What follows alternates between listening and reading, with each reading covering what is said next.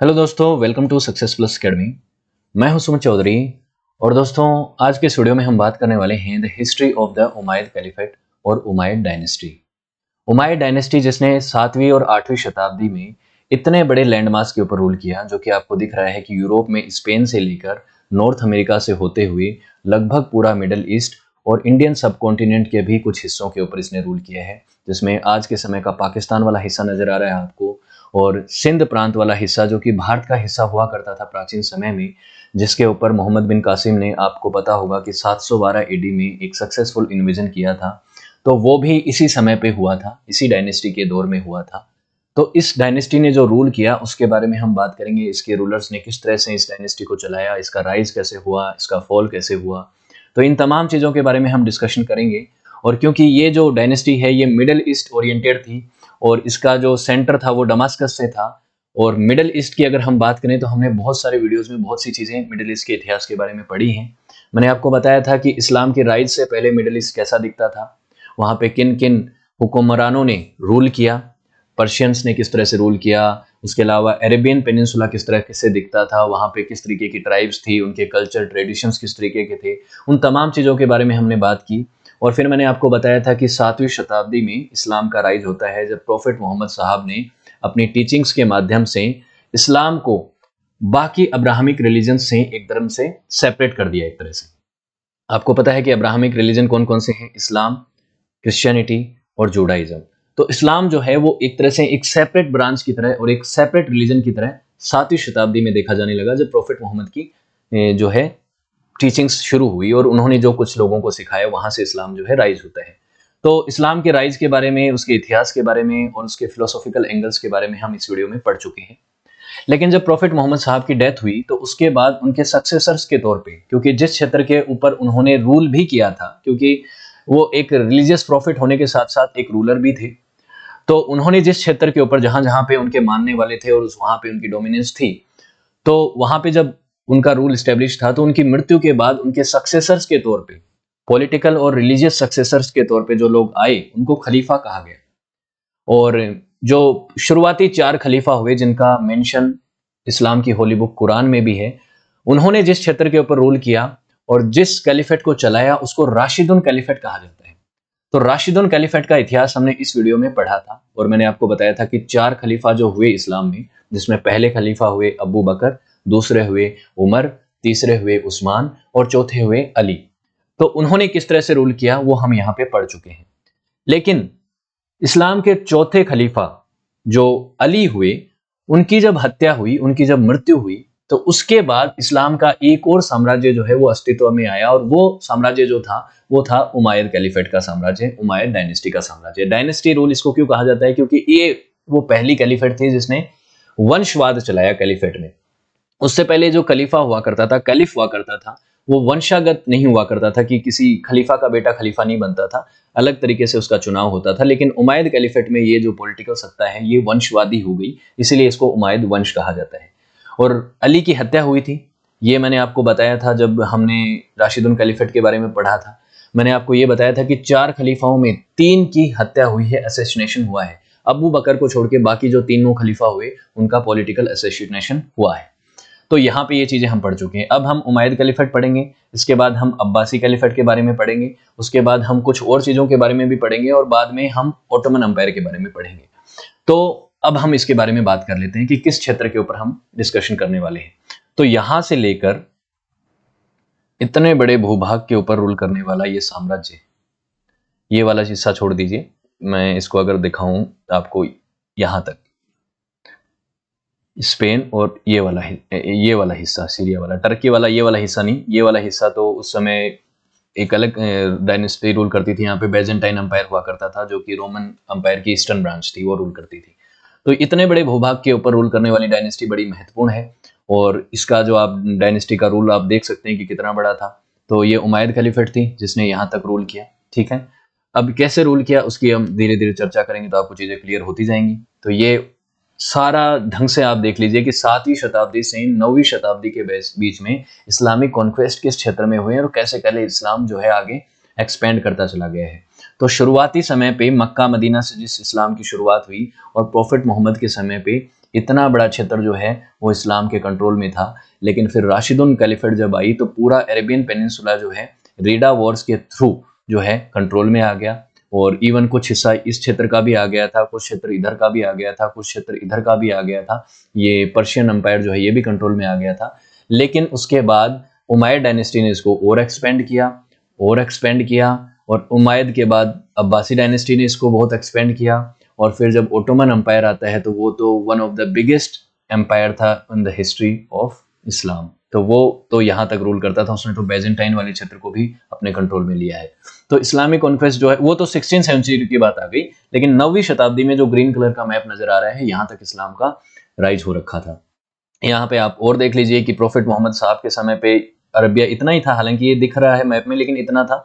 लेकिन उसके बाद राशिदुन कैलिफेट के समय पे ये पूरा कंट्रोल में आया, ये वाला हिस्सा इनके कंट्रोल में आया, ये जो आपको कलर में दिख रहा है और येलो कलर में नजर आ रहा है ये उमायद डायनेस्टी के समय पे कंट्रोल में आ गया था 750 के समय तक। तो उमायद डायनेस्टी के तमाम मैप्स आप देख चुके हैं। उमायद वंश जो था वो उमैया नाम के एक व्यक्ति के नाम पे है। उमैया जो है इनके पूर्वज हुआ करते थे।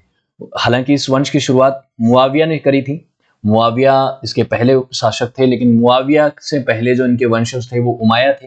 तो उमाया के नाम पे, क्योंकि मुआविया के ही नीचे वाले वंशजों ने रूल नहीं किया इसके ऊपर, इसके जो इस ब्रांच के कई रूलर्स ने, अलग अलग रूलर्स ने इसके ऊपर रूल किया। तो ये तमाम फैमिली मेंबर्स थे, कोई कजन था, कोई बेटा था, कोई ब्रदर था, कोई कजन ब्रदर था, कोई अंकल था, इन्होंने रूल किया है। और इनकी सबकी हम जब अब आगे बात करेंगे तो आपको चीजें क्लियर होंगी कि किसके बाद कौन कौन आया। ठीक है, काफी सारे रूलर्स आ गए, समय बहुत ज्यादा था नहीं। 661 के बाद से आप देखिए, जब 661 में अली की हत्या हुई थी, अली की हत्या के बाद 750 तक तकरीबन 90 साल के पीरियड में ही काफी सारे रूलर्स आ गए थे इसमें। ठीक है, तो इनकी हम बात करते हैं। तो उमैयद वंश का जो समय है वो 661 से 750 माना जाता है। 661 के इसकी स्टैब्लिशमेंट किया था मुआविया नाम के व्यक्ति ने। मुआविया फर्स्ट भी इसको कहा जाता है। ये व्यक्ति पहले जो है ये राशिदुन कैलिफेट में सीरिया का गवर्नर हुआ करता था। सीरिया के गवर्नर के तौर पे इन्होंने काम किया। और जो तीसरे खलीफा थे उस्मान, उसके कजिन भी थे ये मुआविया। तो जब उस्मान की हत्या हुई थी उसके बाद से ये जो है अली के साथ इनके रिश्ते खराब हो गए थे। और जब अली की हत्या हुई 661 में, उसकी भी बात करेंगे किसने हत्या करी और क्या चीजें हुई थी वो। तो उसके बाद जो है इन्होंने जो है कंट्रोल कर लिया था, पॉलिटिकल कंट्रोल इनके हाथ में आ गया। ठीक है, अली का पूरा नाम जो है अली इब्न अबी ताबिब है, वो चौथे खलीफा थे इनके। ये एक इस तरीके के खलीफा थे, डिस्प्यूटेड थे। क्यों थे? क्योंकि इन्हीं के नाम पे सिया सुन्नी का विवाद भी है। सिया सुन्नी के ऊपर मैं एक सेपरेट वीडियो बना चुका हूँ, लेकिन थोड़ी सी बात यहाँ पे भी मैं जरूर करूंगा आपके साथ। तो उमायद डायनेस्टी जो है वो एक बहुत ही ताकतवर और एफिशिएंट डायनेस्टी मानी जाती थी।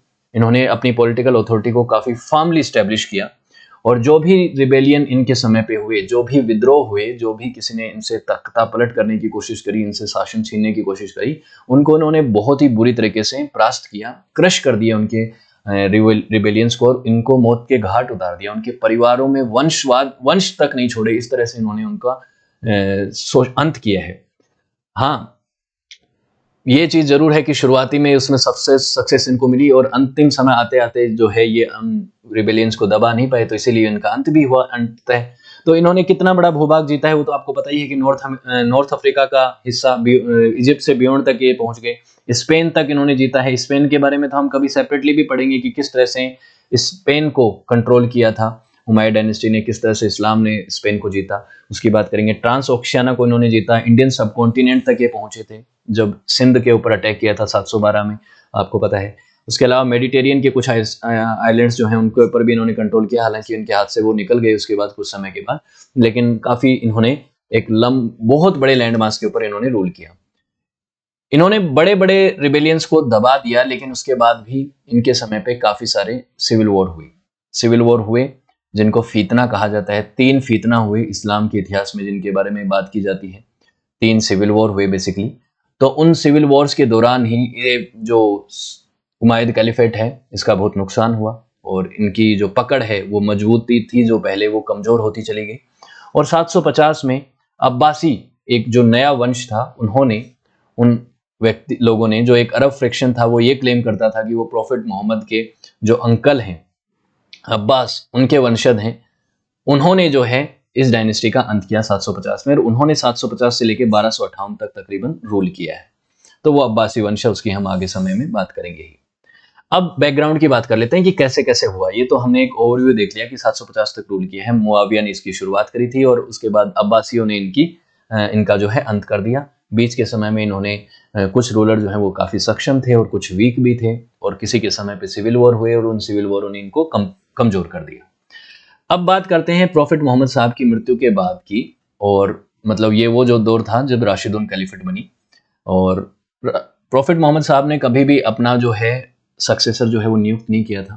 उन्होंने कहा कि मेरे बाद एक खलीफा होंगे, और खलीफा कौन होंगे उन्होंने ये तय नहीं किया था। तो इस्लाम के अलग अलग जो स्कॉलर्स थे, अलग अलग मान्यताओं के लोग थे, उनके बीच में एक रिफ्ट हो गई थी कि किसको खलीफा बनाया जाए, किसको कैलिफ बनाया जाए। तो सहमति इस बात पे बनी कि अबू बकर को बनाया जाए। हालांकि सहमति बनी नहीं थी। इस्लाम का एक फंक्शन ये क्लेम कहता था कि सीनियरिटी के हिसाब से, काबिलियत के हिसाब से जो है कैलिफ बनाया जाना चाहिए। लेकिन एक तबका ऐसा था जो ये कहता था कि प्रॉफिट मोहम्मद के ब्लड लाइनेज से जो व्यक्ति होगा उसी को ही खलीफा बनना चाहिए। तो इस तरह से शिया सुन्नी का विवाद उत्पन्न होता है। वो लोग जो ये कहते थे कि प्रॉफिट मोहम्मद की ब्लड लाइन से ही किसी व्यक्ति को खलीफा बनना चाहिए, और ब्लड लाइन से एक व्यक्ति था अली, जो कि उनका कजिन भी था और उनका दामाद भी था। तो उन्होंने कहा कि इसको बनाओ खलीफा, जो कि चौथे खलीफा बनते हैं। जिन्होंने अली को सपोर्ट किया और अली के लिए कहा कि इसको खलीफा बनना चाहिए, वो शिया मुस्लिम्स बन गए। हालांकि आगे चल के अली को सुन्नी मुस्लिम्स ने भी एक्सेप्ट किया ही है चौथे खलीफा के तौर पे, लेकिन शिया मुस्लिम्स जो हैं वो पहले तीन जो खलीफा हुए हैं, अबू बकर, उमर और उस्मान, उनको नहीं मानते। उनका कहना है कि वो लोग जो हैं वो खलीफा बनने के, उनको वो काबिलियत नहीं है। काबिलियत नहीं, बेसिकली उनके पास ये राइट नहीं है, शिया मुस्लिम्स का ये कहना है। क्योंकि शिया मुस्लिम्स की ये धारणा है कि प्रॉफिट मोहम्मद की मृत्यु के बाद प्रॉफिट मोहम्मद की कोई ब्लड लाइन से, उनकी फैमिली ग्रुप से, उनके क्लैन से ही कोई व्यक्ति जो है वही जो है खलीफा बनना चाहिए। लेकिन ऐसा हुआ नहीं, और अबू बकर को जो है सर्वसहमति से, और जो डोमिनेटिंग ग्रुप था सुन्नी मुस्लिम का, उसने जो है अबू बकर को बना दिया पहला खलीफा। तो अबू बकर जो है वो पहले खलीफा बनते हैं, और यहाँ से मेन स्ट्रीम सुन्नी मुस्लिम जो है उनको सपोर्ट करते हैं। तो सुन्नी और शिया अलग अलग हो गए। समझ गए बात को, कि सुन्नी वो हैं जो अबू बकर को सपोर्ट करते थे शुरुआती समय में पहले खलीफा के तौर पे, तो ये सुन्नी होंगे। शिया ने क्या कहा कि अबू बकर को हम नहीं स्वीकार करेंगे, हम तो सिर्फ अली को स्वीकार करेंगे। तो सिर्फ अली को मानने वाले वही शिया हैं, ये बात ध्यान रखिएगा आप। अब आगे चल के चारों खलीफाओं ने रूल किया। राशिदुन खलीफेट के समय पे इस्लाम जो है वो एक्सपेंड करने लग गया। रीडा वॉर्स हुए। रीडा वॉर्स के अंदर जो अरब के अंदर तमाम अलग अलग कैलिफेट जो ट्राइब्स थी जो कि इस्लाम को स्वीकार नहीं कर रही थी या फिर खलीफाओं की हुकूमत को चैलेंज कर रही थी, उन सभी को जो है लड़ाई के थ्रू और उनको हरा के उनको जो है राशिदुन कैलिफेट में मिला दिया गया। तो राशिदुन कैलिफेट जो है वो एक्सपेंड कर रही थी। इवन अरबिया को छोड़ दीजिए, सीरिया, लेवांट, इजिप्ट और कुछ पार्ट नॉर्थ अफ्रीका का भी जो है वो भी इनके कंट्रोल में आ गया। ग्रीक आर्किपिलोग जो ग्रीक के जो आइलैंड्स हैं कुछ, वो भी इनके कंट्रोल में आ गए। और पूरा ससेनियन एम्पायर जो कि एक पर्शियन एम्पायर था, जो कि आप समझते होंगे कि मैं आपको मैप में दिखाऊं तो यहाँ पे ससेनियन एम्पायर रूल किया करता था, जो कि सेकंड पर्शियन एम्पायर कहलाता है। जो फारसी लोग यहाँ पे रूल करते थे उसको भी इन्होंने हरा दिया था। तो ससेनियन एम्पायर को भी हराया इन्होंने, और जो है राशिदुन कैलिफेट ने, और जो यहाँ की जो अरब ट्राइब्स थी उनको भी हराया। तो राशिदुन कैलिफेट से पहले ससेनियन एम्पायर यहाँ पे रूल करता था, और इनको सक्सीड किसने किया? उमैयद कैलिफेट ने सक्सीड किया। आप ये मत सोचिएगा कि ससेनियन एम्पायर ने यहाँ पे रूल किया, इस क्षेत्र में किया यहीं पे है। आज का जो ईरान वाला हिस्सा है मेनली, वहां पे उन्होंने रूल किया था। अब क्या होता है कि मैंने आपको बताया कि अबू बकर जो है वो तो काफ़ी ओल्ड एज में, काफ़ी लेट बने थे खलीफा। उसके बाद उमर आते हैं, उमर की भी हत्या होती है। फिर उस्मान आते हैं, उनकी भी हत्या होती है। चौथे खलीफा अली की भी हत्या होती है। लेकिन जो उस्मान की हत्या होती है, उस्मान की जो डेथ होती है, जो एक ब्रेकिंग पॉइंट माना जाता है इस्लामिक हिस्ट्री में, और उनको अली जो है सक्सीड करते हैं। अली को उसके बाद अपॉइंट किया जाता है एक खलीफा के तौर पे, जो कि कंट्रोवर्शियल फिगर है। कंट्रोवर्शियल फिगर क्यों है? क्योंकि काफ़ी लोग जो हैं वो अली से चिढ़ते थे, क्योंकि शुरुआती समय से ही अली और उनके जो सपोर्टर हैं वो बाकी खलीफाओं का विरोध करते थे। तो अली खलीफा बन गए, लेकिन उनके बनने के बाद एक पॉलिटिकल रिफ्ट यहाँ पे होने लग गई। वो 656 में खलीफा बने थे, 661 में उनकी हत्या हो गई। तो उनके समय सामने चैलेंजेस थे लोगों को खुश करने के कि सिया और सुन्नी दोनों जो हैं वो कैसे भी एकजुट रहें। तो उनके सामने एक था, एक तो जो डिसइंटीग्रेशन हुआ है रेल्म का, जो क्षेत्र उनके हाथ से छूट रहा था राशिदुल कैलिफेट के हाथ में से, जो पकड़ कमजोर हो रही थी, उसको पकड़ मजबूत बनाए रखनी थी। और दूसरी बात यह है कि जो उस्मान और उमर के जो हत्यारे हैं उनको भी जो है पनिशमेंट देनी थी। अब यहाँ पे जो है वो रिफ्ट बढ़ गई, क्योंकि ये अपोजिशन जब हुई तो मुआविया नाम के एक व्यक्ति जो कि उस्मान के कजिन थे, इन्होंने कहा कि देखिए ऐसा है अली, जिसने भी उस्मान को मारा है उस व्यक्ति को मौत की सजा होनी चाहिए, और मौत की सजा से कम में हम मानेंगे नहीं। तो मुआविया जो हैं, जो कि उस समय एक बहुत इंपॉर्टेंट गवर्नर हुआ करते थे सीरिया के, इन्होंने जब अली के खिलाफ विद्रोह किया तो वो विद्रोह जो है उसकी वजह से चीजें थोड़ी गड़बड़ा गई और रिफ्ट हो गई साम्राज्य के अंदर। जो राशिदुल कैलिफेट था, उस पूरी कैलिफेट के अंदर अलग अलग जो है, कोई अली का किस वजह से विरोध कर रहा था, कोई कुछ विरोध कर रहा था, और विरोधी बहुत सारे हो गए। और अली को ये सब चीजें, ये चुनौतियां सामना करने में काफी मुश्किलें भी आई। यहां से एक सिविल वॉर शुरू हो गया। अली की सत्ता संभालते ही सिविल वॉर शुरू हो गया था, जिसे फर्स्ट फीतना कहा जाता है। और ये फर्स्ट फीतना अली के पूरे कार्यकाल में चला है, 656 से 661 के बीच में। और इस फर्स्ट फीतना का अंत अली की हत्या के साथ ही हुआ। शुरुआत में जो खारजित नाम का एक एक्सट्रीमिस्ट ग्रुप हुआ करता था, जो कि शिया मुस्लिम्स को शुरू में सपोर्ट करता था, लेकिन ये बाद में विरोध में हो गया, और इसके ही एक लीडर ने, एक एक्सट्रीमिस्ट लीडर ने अली की हत्या कर दी। और अली की जब हत्या कर दी, ना केवल खारजित ने हत्या करी, अब यहाँ पे कई सारे अलग अलग लोगों की, अलग अलग जो इस्लामिक स्कॉलर्स हैं उनके अलग अलग हिस्टोरिक पर्सपेक्टिव हैं। किसी ने कहा कि खारजित के साथ मिलके जो है मुआविया ने हत्या करवाई थी अली की, लेकिन कुछ लोग का ऐसा मानना है, और ज्यादातर बड़े स्कॉलर्स के ग्रुप का ये मानना है कि जो खारजित थे ये कई लोगों का खात्मा करना चाहते थे, अली को भी मारना चाहते थे, इवन मुआविया को भी मारना चाहते थे। और मुआविया को मारने की इन्होंने एक कोशिश भी करी थी, लेकिन मुआविया को छोटी मोटी चोट लगी और वो सरवाइव कर गए और बच गए। तो बेसिकली यहाँ पे राशिदुल कैलिफेट का तो अंत हो गया, और मुआविया जो है वो बच गए, और मुआविया जो है वो सीरिया के अंदर गवर्नर थे। तो मुआविया का समय कैसे शुरू होगा उसकी बात करें, क्योंकि अली के बाद पांचवा तो कोई खलीफा हुआ नहीं। इस्लामिक होली टेक्स्ट जो आपकी कुरान है, उस कुरान के हिसाब से तो चौथे के 4 के बाद किसी खलीफा के बारे में बात होती नहीं है। किसी एक इस तरह से खलीफा को नहीं, धार्मिक खलीफा के तौर पे नहीं देखा जाता। लेकिन मुआविया ने क्या किया, इसका फायदा उठाया सिचुएशन का, कि उसे अब पॉलिटिकल सत्ता चाहिए थी। मुआविया की जो लिनेज है उसको, उसके जो एक वंशज थे उमायद, उसके नाम पे उमायद वंश कहा गया। उसके पहले एक और पूर्वज थे सुफियान की वजह से, जो कि इसके पिता का नाम था अब्बू सुफियान, तो सुफियान भी कहा जाता है इसको, सुफियान वंश भी कहा जाता है। क्योंकि उमायद वंश क्यों कहा जाता है, क्योंकि सुफियान वंश का तो एक बार अंत हो गया था, लेकिन उमायद वंश ने 750 तक रूल किया है। क्योंकि मैं आपको दिखाता हूं, पहले मैंने आपको एक बार दिखाई थी ना इनकी फैमिली। तो ये देखिए, इनके पिता का नाम, मुआविया के पिता का नाम सुफियान था, लेकिन उमाया जो थे वो इससे भी पहले थे। तो उमाया के वंश से कुछ लोग जो हैं वो यहाँ पे उन्होंने रूल किया है बाद में चल के।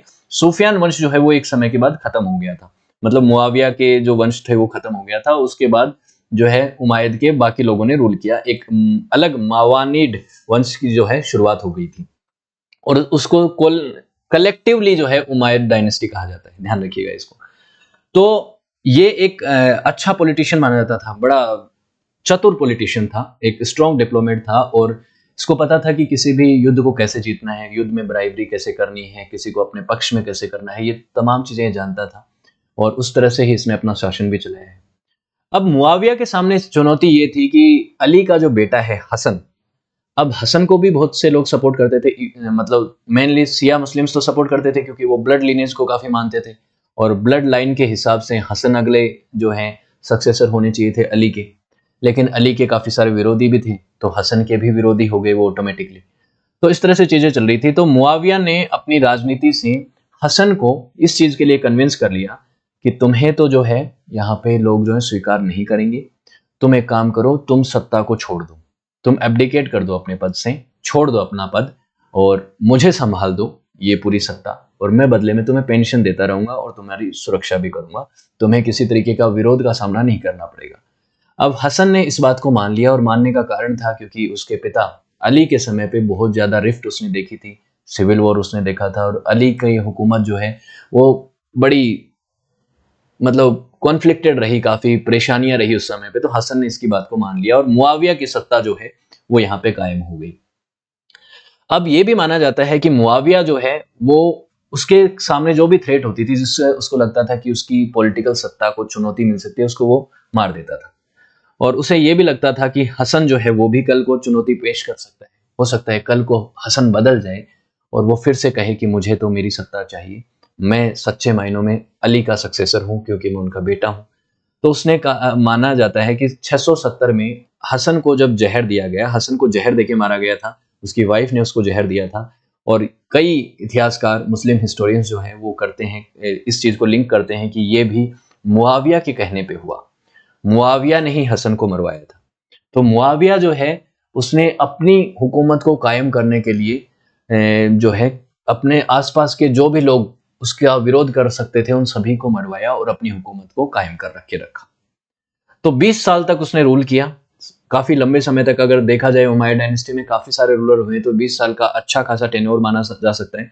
दमास्कस को अपनी कैपिटल बनाया, जो कि सीरिया की राजधानी है आज के समय। तो दमास्कस से ही इसने रूल किया था, और ये माना जाता है कि इसके समय बहुत स्टेबल स्थिति में था अरब वर्ल्ड। उमर के समय पे था जिस तरह से उस स्थिति में था, क्योंकि उस्मान के समय पे और अली के समय पे काफी सारे कॉन्फ्लिक्ट थे और काफी सारी चीजें मिसमैनेज थी, स्टेबल शासन नहीं था। तो उमर की तरह से इसने कई सारी चीजों को, पॉलिसीज को अपनाया, एडमिनिस्ट्रेशन को मजबूत किया, काफी सारे रिफॉर्म्स लेके आया और पुलिस नेटवर्क को मजबूत किया, अपने पर्सनल बॉडीगार्ड्स को, अपनी सेफ्टी को भी काफी प्रायोरिटी दी, क्योंकि पहले जैसे कि 3 कैलिफेट्स की हत्या, खलीफाओं की हत्या हो चुकी थी। तो इन सभी तमाम चीजों के ऊपर इसने फोकस किया कि किसी भी तरीके से मैं अपने रूल को एक तरह से स्टेबल रूल की तरह स्टेब्लिश रखूं। उसके बाद इसने कैंपेन्स स्टार्ट करें। कैंपेन्स आज के समय जो मॉडर्न डे पाकिस्तान का कुछ हिस्सा है, आप सिंध तक ना पहुंचिए, दूसरा वाला जो हिस्सा है उसके ऊपर रूल किया, जो ईरान से लगता हुआ हिस्सा था उसके साथ ऊपर रूल किया। अफगानिस्तान के ऊपर भी अटैक किया और अटलांटिक कोस्ट की तरफ मोरक्को की साइड भी इसने अटैक किया। कुछ हिस्सा इसने बेजेंटाइन से भी वापस छीना, जो खो चुका था, इनके हाथों से चला जा चुका था। राशिदुल कैलिफेट के समय पे, अली के समय पे कुछ हिस्सा चला गया था, बेजेंटाइन ने वापस ले लिया था, उसको रिगेन किया। और उसके बाद इसकी मृत्यु के बाद वो हिस्सा वापस बेजेंटाइन ने जीत लिया था। तो बेजेंटाइन, राशिदुन और सैसेनियन अंपायर के बीच में रिफ्ट चलती रहती थी, उनके बीच में कॉन्फ्लिक्ट चलते रहते थे, लड़ाइयाँ होती रहती थी। ये मैंने आपको राशिदुल कैलिफेट के समय पे पढ़ाया था। तो ये चीज़ यहाँ पे भी कंटिन्यू ही रही कि बेजेंटाइन तो इनका एक अच्छा खासा दुश्मन था ना, जो एक बहुत स्टेब्लिश एम्पायर था पुराने समय से। रोमन एम्पायर की वो ईस्टर्न ब्रांच थी, तो उसके साथ इनके झगड़े चलते रहते थे, मतलब बाउंड्री को लेकर, राज्य विस्तार को लेकर। तो वो चीजें ये चल ही रही थी। इसके बाद इंटरनल अनरेस्ट हो गए। इनके बाद प्रॉब्लम कब स्टार्ट होती है? प्रॉब्लम तब स्टार्ट होती है जब मुआविया अपने बेटे यजीद को अपना सक्सेसर अपॉइंट करता है। और आपको पता है कि इस्लाम में ऐसी कोई चीज नहीं थी, ऐसा कोई कस्टम नहीं था कि एक खलीफ जो है वो अपने बाद अपने बेटे को खलीफा नियुक्त करे, खलीफ नियुक्त करे, अपना सक्सेसर घोषित करे। ये कोई यहाँ पे ट्रेडिशन था नहीं। यहाँ पे एक बाकायदा ग्रुप हुआ करता था और स्कॉलर्स का ग्रुप हुआ करता था जो ये तय करते थे कि अगला खलीफ कौन होगा। हालांकि मुआविया के पास ये आ गई थी सत्ता किसी भी तरह से, हसन को कन्विंस करके और अली की मृत्यु के बाद, लेकिन बाद में ये चीज होनी थी, ये लोग सब सोच रहे थे, लेकिन ऐसा हुआ नहीं। और इसी की वजह से प्रॉब्लम क्रिएट हुई और काफी लोगों ने यजीद के सक्सेसर घोषित करने का विरोध किया। इवन उसके भाई ने, उसका एक भाई था जिसका नाम था हुसैन इब्न अली, जो उसने विरोध किया। जो हसन का जो छोटा भाई था अब्दुल्ला इब्न जुबैर, उसने भी विरोध किया। तो इन्होंने कई लोगों ने विरोध किया। हसन के छोटे भाई ने, हसन ने विरोध किया। हसन का छोटा भाई मतलब वो अली का छोटा भाई, अली के छोटा बेटा, उसने विरोध किया। और अब्दुल्ला इब्न जुबैर, इन्होंने तो एक अलग ही जाके जो है अपने आप को एक ब्रांच बना लिया था और अब खूफा में अपने आप को जो है एक कैलिफ घोषित कर दिया था। उसकी भी आगे हम बात करेंगे जब बात आएगी कि किस तरह से इनके बीच में और इंटरनल रिफ्ट हुई थी। तो सेकंड फितना कैसे स्टार्ट होगा, दूसरा सिविल वॉर कैसे शुरू होगा, जब लोग विरोध करेंगे। और विरोध क्यों कर रहे हैं? क्योंकि मुआविया ने एक डायनेस्टी रूल एस्टेब्लिश कर लिया है। उसने कह दिया है कि मेरा बेटा मेरे बाद खलीफ बनेगा, जो कि ऐसी कोई कस्टम नहीं हुआ करती थी।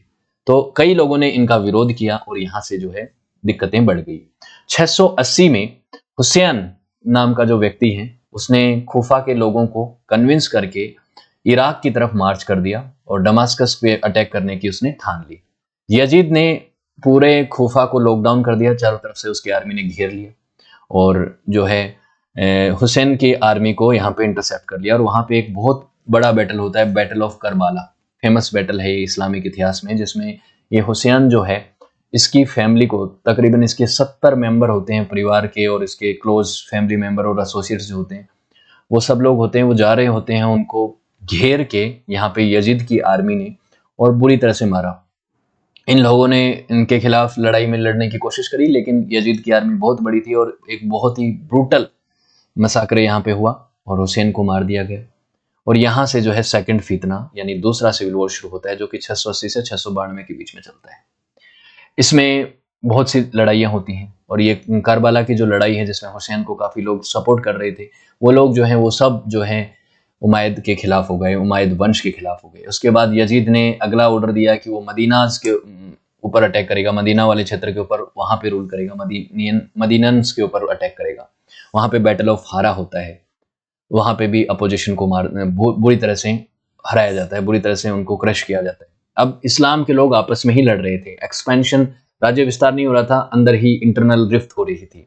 काफी लोगों को यहाँ पे मारा गया, मदीना को यहाँ पे सब्जुगेट किया गया, यहाँ पे बहुत लोगों के मास मर्डर हुए, रेप हुए, यहाँ पे बहुत लोगों के साथ बहुत ही बुरा व्यवहार हुआ। उसके बाद मक्का की तरफ उस सीरियन आर्मी ने प्रोसीड किया और वहाँ पे अब्दुल्ला जो है उसने अपनी रेल्म इस्टेब्लिश कर रखी थी, मैंने अभी बताया था आपको। तो अब्दुल्ला जो है वो भी विरोध कर रहा था, उसने अपने आप को खूफा और मक्का वाले क्षेत्र में अपने आप को कैलिफ घोषित कर रखा था। ये सब चीजें चल रही थी। उस समय जो है इस्लाम में बहुत सी चीजें हो रही थी, होली साइट्स को भी कई जगहों पे आग लगा दी गई यजीद के समय। इसलिए यजीद को इस्लामिक इतिहास का एक बहुत बड़ा विलेन के तौर पे देखा जाता है। जो भी उसने किया वो बहुत गलत किया और ये लोग इस्लामिक इतिहास के काफी लोग मानते हैं कि उसने बहुत नुकसान पहुंचाया, बहुत डैमेज पहुंचाया, होली साइट्स को भी नुकसान पहुंचाया और उनके लीडर्स को भी, जिनको आम जनता, आम लोग जो है अपना लीडर मानते थे। फॉर एग्जांपल अब्दुल्ला हुए, हसन हुए, हुसैन हुए, इन तमाम लोगों के साथ उसने बुरा व्यवहार किया। अब्दुल्ला ने कंटिन्यू रिवोल्ट किया, अगले 1 दशक तक और किया और खलीफ का टाइटल रखा अपने पास 683 से 692 के बीच में। जो उसने इजिप्ट और ईरान, इराक, इन क्षेत्रों के अंदर बहुत सी जगहों पे उसने अपनी जो है मजबूती से अपने लोगों को इकट्ठा भी किया, लेकिन वो ज्यादा समय तक टिक नहीं पाया क्योंकि सीरिया की आर्मी बड़ी मजबूत थी। तो जैसा कि मैंने बताया, यजीद को one of the most negative figure माना जाता है इस्लामिक इतिहास के अंदर, क्योंकि उसने जिस तरीके का व्यवहार किया, जिस तरीके से प्रोसिक्यूट किया इस्लाम के मानने वालों का भी, तो वो चीजें हुई।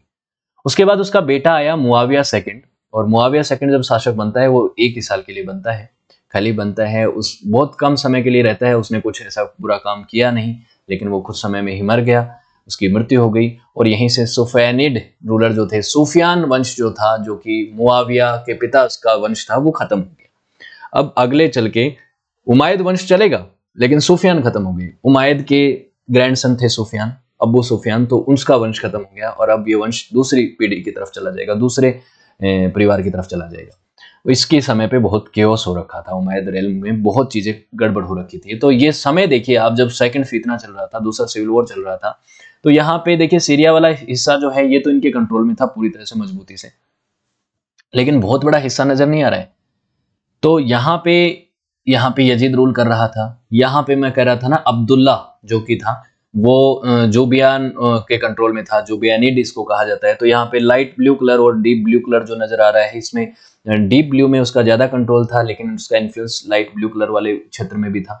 तो काफी बड़े क्षेत्र के अंदर अब्दुल्ला का भी डोमिनेंस हुआ करता था। यहाँ पे वो खारजीत जो है उनका रूल हुआ करता था। खारजीत जो है वो डोमिनेट करते थे, जिन्होंने अली की हत्या करी थी, जो एक बहुत ही हिंसक ग्रुप माना जाता था, उसको ने यहाँ पे कंट्रोल किया। यहाँ पे एक क्षेत्र था मुख्तार का, वो भी यहाँ पे कंट्रोल करता था। तो कई कंट्रोल हुआ करते थे। ये जो क्षेत्र था इसके अंदर जो है अरब और बेजेंटाइन दोनों के बीच में कॉन्फ्लिक्ट थे कि किसके कंट्रोल में रहेगा। तो बहुत सी चीजें जो हैं इस दौर में कॉन्फ्लिक्टेड थी और सब कोई यहाँ पे अपने आप को खलीफा घोषित कर रहा है, किसी का कुछ डोमिनेंस हो रहा है, किसी की फैमिली को मारा जा रहा है। तो एक पॉलिटिकल डोमिनेंस के लिए यहाँ पे लड़ाइयां चल रही थी। ये चीजें देखिए, ये सब है। अब्दुल्ला की काफी पकड़ थी, अब्दुल्ला को काफी लोग सपोर्ट कर रहे थे। देखिए यहाँ पे आपको दोनों तरफ नजर आ रहा है ये चीज। कि अरेबियन पेनिनसुला में भी नजर आ रहा है और इधर इधर वाले हिस्से में भी ये लोग, इनका एक अच्छा खासा डोमिनेंस था खुरासन वाले क्षेत्र में। अब आगे चल के मारवान इब्न हकम नाम का एक सीनियर मेंबर होता है जो उमैयद क्लैन का ही होता है और मुआविया का कजन होता है, क्योंकि मुआविया के पिता से इसका कोई लेना देना नहीं है, इसलिए जो है मुआविया के पिता का जो वंश था, जो मैंने अभी आपको बताया था, क्या नाम था उसका, ये सुफियान वंश खत्म हो गया था, लेकिन उमैयद वंश तो था, क्योंकि उमैयद वंश से तो मारवान भी बिलोंग करता था, तो मारवान ने अपना वंश स्थापित कर दिया, उसको मारवानिड्स कहा जाता है। और ये मुआविया का कजिन था, इसने जो है सत्ता को हासिल किया और उसने कहा था कि जब सत्ता को हासिल किया था कि मैं आगे चलकर मेरी मृत्यु के समय यजीद के छोटे बेटे खालिद को सत्ता सौंप दूंगा, ये बात उसने कही थी। लेकिन उसे ये प्रॉमिस रखना नहीं था, ऐसा कोई इंटेंशन उसका था नहीं। उसे पता था कि आगे चल के मैं अपने ही वंश को, अपनी राज सत्ता संभालूंगा। तो उसका ये खालिद वाला वंश जो है उसको उसने कभी संभाली भी नहीं और हुआ भी नहीं, उसके पास कभी आई भी नहीं। इसीलिए इनको मारवानिड भी कहा जाता है, हाउस ऑफ मारवान, क्योंकि मारवान ने इसको शुरुआत किया था। और हकम इसका सरनेम है, तो हकामनीड्स भी कहा जाता है कि इसके पिता का नाम हकम भी था, तो हकम का जो वंश भी इसको कहा जाता है। ये शुरू हो गया।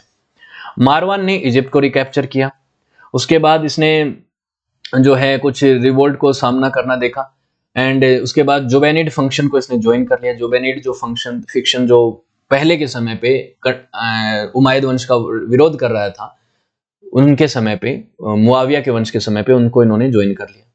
बट ज्यादा समय के लिए अब्दुल्ला के रिवोल्ट को ये कंटेन कर नहीं पाया। अब्दुल्ला अभी भी विरोध कर ही रहे थे और अब्दुल्ला ने विरोध किया तो कंटिन्यूसली वो चीजें उनके साथ चल रही थी। और अब्दुल्ला का विरोध कंट्रोल नहीं करने की वजह से अगली जिम्मेदारी आई इनके बेटे अब्द अल मलिक के ऊपर कि अब्द अल मलिक जो है वो पूरी तरह से इसको कंट्रोल करें। और अब्द अल मलिक को एक काफी अच्छा शासक माना जाता है कि वो एक अच्छे डिप्लोमेट भी थे, अच्छे वॉरियर भी थे और अच्छे एडमिनिस्ट्रेशन भी किए। कैसे किए और किस तरह से उसने मैनेज किया, किस तरह से राज्य को एक तरह से एकजुट किया, उसकी अभी हम बातें समझ में आ जाएंगी आपको।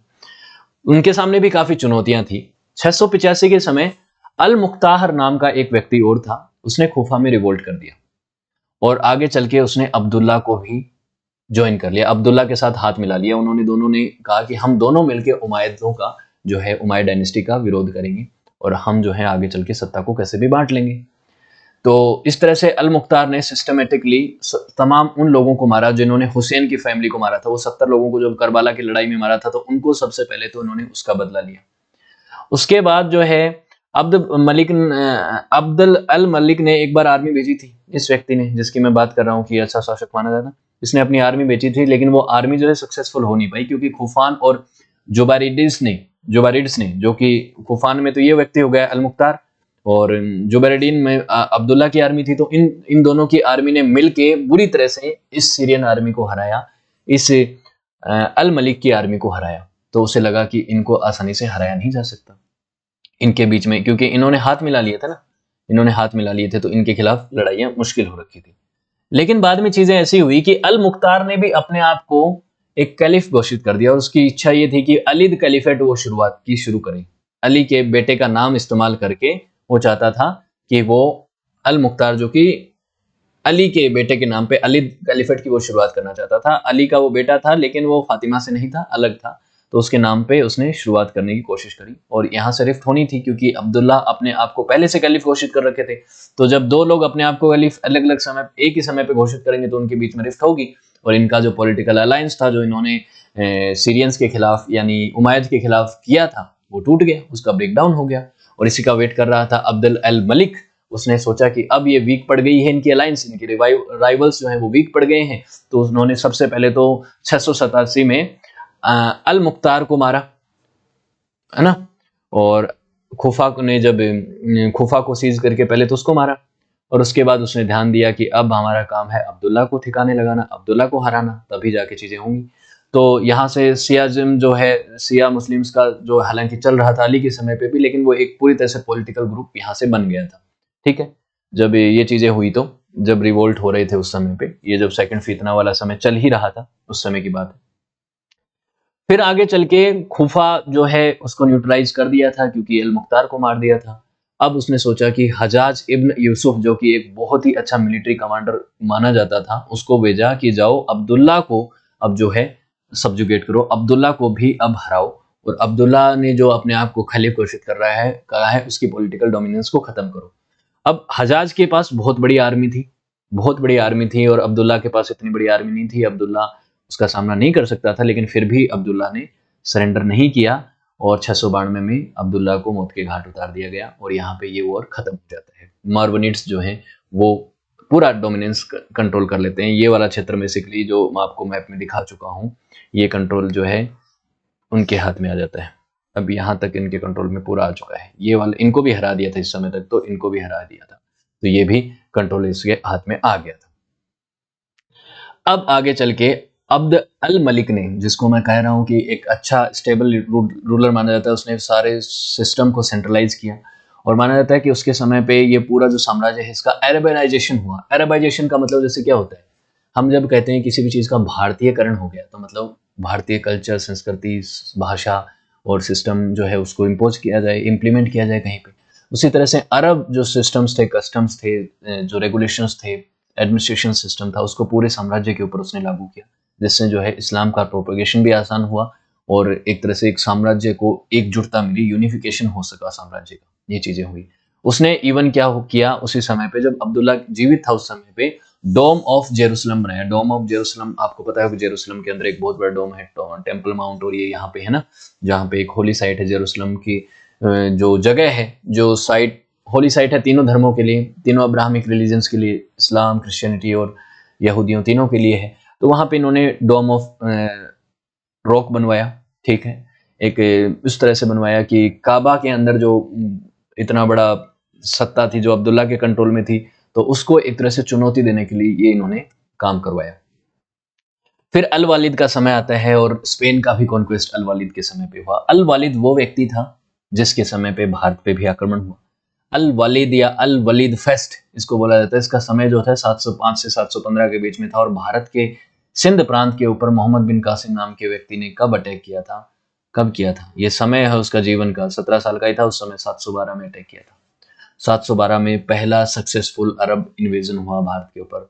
मैंने उसके ऊपर सेपरेट वीडियो बनाया था आपके लिए, तब मैंने आपको बताया था इसके बारे में कुछ कुछ चीजें। तो मोहम्मद बिन कासिम का अटैक हुआ। उसके समय कुतैबा इब्न मुस्लिम नाम के एक व्यक्ति ने जो है मॉडर्न जो वो जो ट्रांस ओशियाना वाला हिस्सा है उसको भी जीत लिया था। तो इस समय ट्रांस ओशियाना और भारत, इंडियन सब कॉन्टिनेंट का हिस्सा, जो आज के समय सिंध पार्ट जो पाकिस्तान का है, उसके ऊपर इन्होंने कंट्रोल किया। इस तरह से साम्राज्य स्थापित होता चला गया, साम्राज्य बड़ा होता चला गया। उसके बाद स्पेन की तरफ भी इन्होंने अटैक करने शुरू किए 711 में। 711 में बर्बर जो थे, बेरबर जिनको कहा जाता है, जो कि नॉर्थ अफ्रीका के अंदर इस्लाम को कबूल करने वाले लोग जो थे, जो पहले इस्लाम को कबूल नहीं कर रखा था लेकिन बाद में किया जब इस्लाम का यहाँ पे एक्सपांशन हुआ, तो उन लोगों की जो मदद से स्पेन के ऊपर इन्होंने अटैक किया था। और इबेरियन पेनिनसुला, जिसके अंदर आपको पता होगा कि स्पेन और पुर्तगाल आते हैं, उसके ऊपर इन्होंने अटैक किया। तो बर्बर नाम का एक बर्बर था जो कि नॉर्थ अफ्रीका से आता था, उसका नाम था तारिक इब्न जियाद। उसने सबसे पहले जाके अटैक किया और उसी जगह को जहाँ पे जिब्राल्टर कहा जाता है आज के समय, वहां पे जाके इसने सबसे पहले डेरा डाला, वहां पे जाके अटैक करना शुरू किया। तो उस समय गोथिक किंग रोड्रिक हुआ करता था, उसको हटाया, एक इसको हरा दिया, सॉरी, गोथिक किंग रोड्रिक ने इसको हरा दिया था 711 में, बैटल ऑफ गोडेलेट में अटैक हुआ था, उसको हरा दिया। तो ये वहां पे कंट्रोल नहीं कर पाया, ठीक है। लेकिन उसके बाद कंटिन्यूसली अटैक हुए और मूसा इब्न नुसैर नाम का एक व्यक्ति, जो कि एक बहुत बड़ा योद्धा माना जाता है इस्लामिक इतिहास में, इस्लाम के की पहुंच को स्पेन में फैलाया और स्पेन को कंट्रोल करने में मदद करी। इसने क्या हुआ कि इसको अफ्रीकिया का गवर्नर बना दिया गया था, नॉर्थ अफ्रीका में, इजिप्ट के उधर वाले हिस्से में इसको बना दिया। तो इसको कहा गया कि तुम्हारी जिम्मेदारी है कि स्पेन को कंट्रोल में करना। इसने जो है अल अदालुस, जो कि एक अरबिक शब्द है स्पेन के लिए इस्तेमाल करते थे लोग, तो स्पेन को इन्होंने कंट्रोल किया था 714 में। और ऐसा माना जाता है कि मूसा इतना ताकतवर था और इतना स्ट्रॉन्ग लीडर था, इतना अच्छा मिलिट्री लीडर था, वो पूरे यूरोप को जीत सकता था, ऐसा कई इस्लामिक इतिहासकारों का मानना है। लेकिन वो उस मोमेंट पे था तब वो जीत सकता था, लेकिन उससे पहले ही खलीफ ने, जो खलीफा था सीरिया के अंदर बैठा था, ये जो अल वलीद है, इसने बुला लिया इनको, कहा कि दमास्कस वापस लौट जाओ, लौट के आ जाओ, हमने स्पेन जीत लिया है, हमारा मकसद पूरा हो चुका है, ये चीजें कही। तो ये करके उसने बुला लिया अदरवाइज तो मूसा मानते हैं कि मूसा जीत लेता, यूरोप को भी फतेह कर सकता था। तो ये वाला जो हिस्सा है इसको जीत लिया। फिर आगे चल के तो इमरात ऑफ कार्बाडोबा यहाँ पे स्टैब्लिश हुई, उसकी बात करेंगे जब थर्ड फितना की बात होगी तो वो यहाँ पे हुआ। इमरात ऑफ कार्बाडोबा कैसे स्टैब्लिश हुई थी, अली के वंशजों ने किस तरह से उसको स्टैब्लिश किया था। ठीक है, हसन ने किया था कुछ समय के लिए यहाँ पे, हसन ने नहीं, हसन को तो मार दिया गया था, आगे मैं बताऊंगा आपको। तो उसके बाद वो वलीद ने क्या किया, अपने बेटे को जो है यहाँ पे सक्सेसर अपॉइंट किया अपने भाई की वजह, और उसका भाई था सुलेमान, जिसको उसके पिता ने कहा था कि भाई तुम्हें बनाया जाएगा अगला शासक, लेकिन सुलेमान को नहीं बनाया गया। तो सुलेमान ने कहा कि ये तो गलत बात है, मेरे को बात प्रॉमिस किया गया था। तो सुलेमान ने अपना क्लेम जो है मजबूती से रखा। तो दोनों भाइयों के बीच में एक कलेश होना था, लेकिन वलीद की उसके समय मृत्यु हो गई। वलीद की मृत्यु के बाद जो है सुलेमान अनकंट्रोलेबल हो गया, और उसके बाद सुलेमान ने क्या किया, क्या है कि कंट्रोल करने की कोशिश करी, और सुलेमान ने कंट्रोल किया। और सुलेमान ने कंट्रोल किया तो उसने तमाम उन लोगों को जो हजाज के समय पे गिरफ्तार किए गए थे, जेलों में ठूंसे गए थे, उनको रिलीज कर दिया। और यहाँ पे एक्सपांशन जो है वो हाल्टेड हो गया। एक्सपांशन हाल्टेड मतलब एक्सपांशन, अब राज्य विस्तार बंद हो गया। क्यों? क्योंकि यहाँ पे वापस पारिवारिक इंटरनल रिफ्ट हो गई। तो परिवार में अगर परेशानियां चल रही हैं तो कहाँ पे राज्य विस्तार करोगे। काफी सारे रूलर आए उस समय, इसी समय पे काफी जल्दी जल्दी रूलर्स बदले। सुलेमान ने उन तमाम लोगों को मरवा दिया जो कि उसकी सत्ता के लिए खतरनाक साबित हो सकते थे, लेकिन वो टैलेंटर गवर्नर भी थे उसके उस राज्य के। तो उन गवर्नर्स को जब मरवाया तो ऐसे लीडर्स जो कि मारे गए, जो कि सक्सेसफुल हो रहे थे अलग अलग जगहों पे, तो राज्य का विस्तार होना बंद हो गया। उसके बाद उसने, सुलेमान ने सोचा कि चलो ठीक है, जीतते हैं। कॉन्स्टेंटिनोपल की तरफ उसने, जो कि बेजेंटाइन एम्पायर की राजधानी थी, उसकी तरफ एक मुहिम भेजी, एक अभियान भेजा कि लड़ाई करके हम जीतेंगे बेजेंटाइन को, लेकिन जीत नहीं पाए। बुरी तरह से हराया गया बेजेंटाइन की राजधानी में।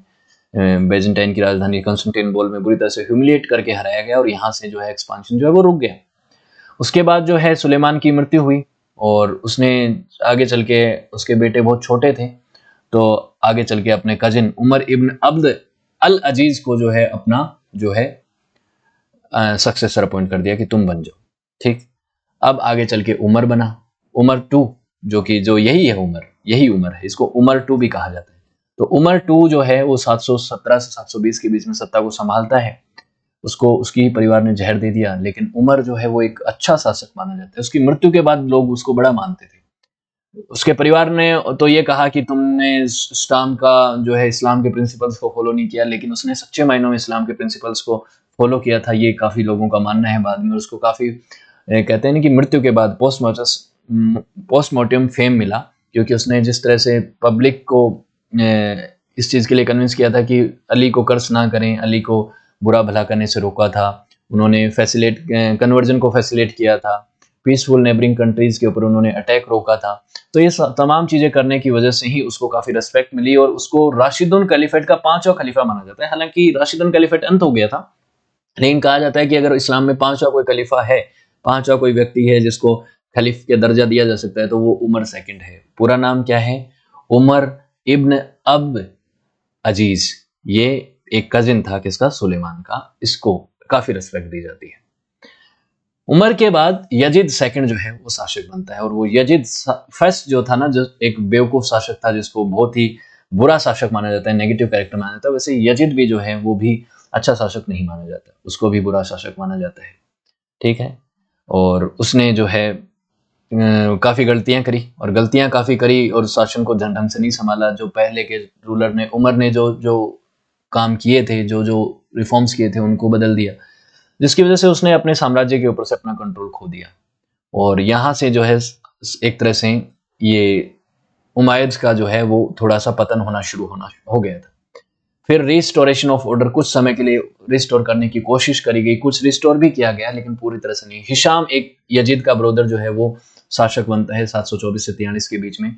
इसके समय पे कुछ चीजें हुई, सिविल वॉर जैसी स्थिति हुई, इतना नहीं हुआ लेकिन कुछ स्थितियां ऐसी हुई थी। और इस समय पे भी चीजें इसने जब इनहेरिट किया था सिस्टम को, तो काफी दिक्कतें थी, लेकिन बाद में कुछ कुछ चीजें इसने करी, और इसको एक इनफ्लेक्सिबल और स्ट्रॉन्ग लीडर माना जाता है कि इसने कई लोगों को, जो लोग विरोध कर रहे थे, उनका खात्मा भी किया, और जिनको साथ लेके आना था डिप्लोमेटिकली, उनको साथ भी लेके आया। तो इस तरह से चीजें हुई थी। उसके बाद इसके समय पे एक हिंदू रिवोल्ट हुआ सिंध प्रांत में, सिंध को कंट्रोल करने के लिए लिया था ना, तो ये सिंध प्रांत के ऊपर हुआ एक यहाँ पे हिंदू रिवोल्ट हुआ, इसको इसने दबा दिया। और उसके बाद बर्बर्स जो थे, जो नॉर्थ अफ्रीका में थे, उन्होंने भी एक रिवोल्ट किया था। उसमें कुछ को दबा पाया, कुछ को नहीं दबा पाया। कुछ अरब अलाइट्स को वहां पे मार दिया गया था बुरी तरह से, बर्बर्स ने, बहुत लोगों ने वहां पे मार दिया गया था। और जिसकी वजह से इफ्रीकिया वाला जो हिस्सा है, उसके ऊपर एक बैटल ऑफ नोबल्स हुआ था, जिसमें बहुत से लोग जो इस्लामिक स्कॉलर थे और इस्लामिक यहाँ पे जो गवर्नर वगैरह थे, उनको मारा, उनको यहाँ पे हटा दिया गया।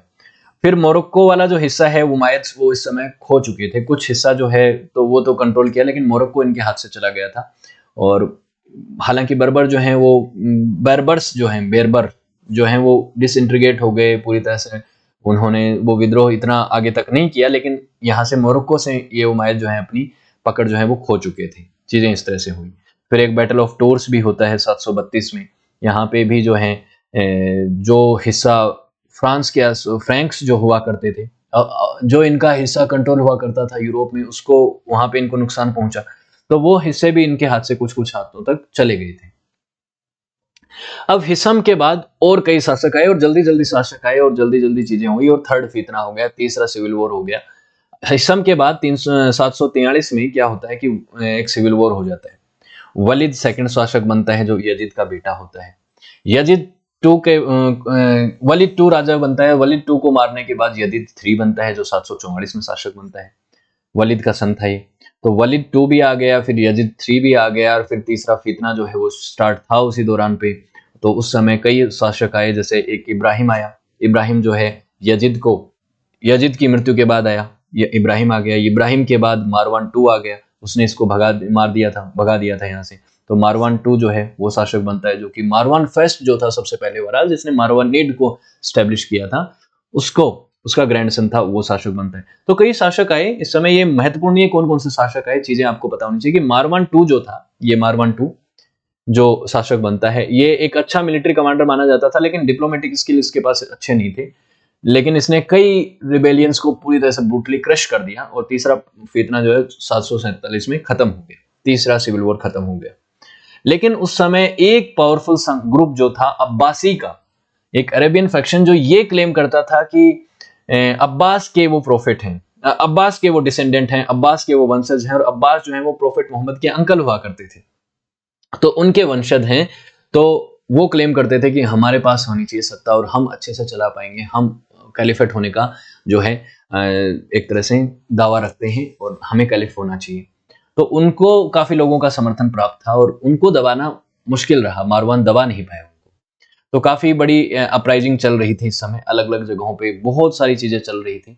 747 में भले ही फितना खत्म हो गया, लेकिन फितना खत्म किस आधार पे हुआ, एक तरह से उमायद जो है वो अपने पतन की तरफ चला गया था। उमायद वंश जो है वो खत्म हो रहा था, तब जाके फितना खत्म हुआ है।